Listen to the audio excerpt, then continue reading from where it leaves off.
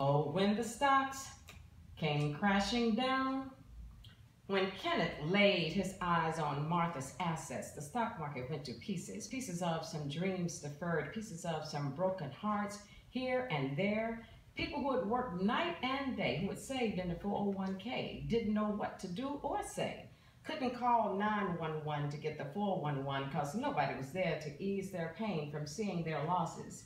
Enron and WorldCom and Adelphi had gained. Everybody was left out in the rain, but there was nothing saved for this rainy days. Martha was still cooking, calculating, smiling, and decorating. No shame in her game when the Kmart bankruptcy filing came. Some will go to jail and some to hell for the lies, the highs, the illegal, immoral, unethical ties. Those who thought they'd get by searching for Texas oil and Middle Eastern oil and finding it there in poor people's lives. Merrill was lynching folks too. It's the capitalist side of the red, white, and blue. So you lost money too when Kenneth laid his eyes on Martha's assets and Merrill's lynching became the economic litmus test. Allen's green-spun predictions on interest rates were spelled out on C-SPAN. He can call the shots who gets a house, a car, a boat, or not. E.F. Hutton isn't speaking to Payne Weber anymore, so everyone waits to see how Greenspan spelled relief. Then everyone listens in the White House, poorhouse, court, school, and jailhouse, even those in the doghouse. And of course they listen at the 19th hole where stocks are sold and decisions are made and deals are dealt and more than just a few games are played.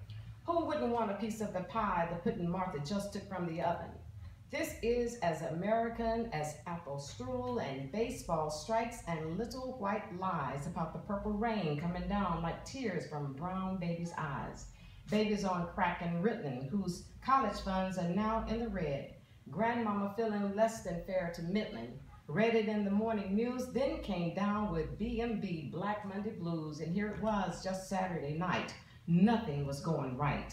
The yellow journalists weren't making it up. They were just in bed with ivory tower media moguls who knew nothing about being in perfect harmony, side by side on Michael's keyboard. Why can't we?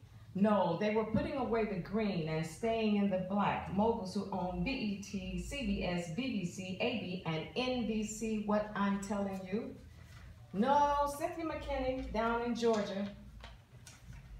Cynthia McKinney, found my place, couldn't retain her seat, not talking all that smack about the Middle East. Money talks, and this time it yelled defeat. Cynthia, we can't vote, but you got to walk. Did the money talk to not-so-young Andy, too? And when Farrakhan showed up, the bold rep whose brand was Braves was through. And what did we do back in 2002? But attack Saddam in Iraq because it was the American thing to do.